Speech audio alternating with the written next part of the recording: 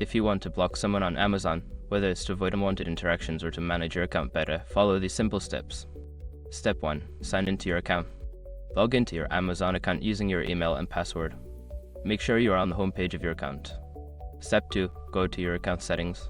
Locate the account and list option at the top right corner of the page. Click on it and then select your account from the drop-down menu. Step 3. Access your profile. In the account settings, find the Your Profile option. Click on it to view your profile settings where you can manage your interactions. Step 4. Find the Blocked Users section. Scroll down to find the section labeled Blocked Users. This area allows you to manage the users you have blocked in the past or add new ones. Step 5. Block a user.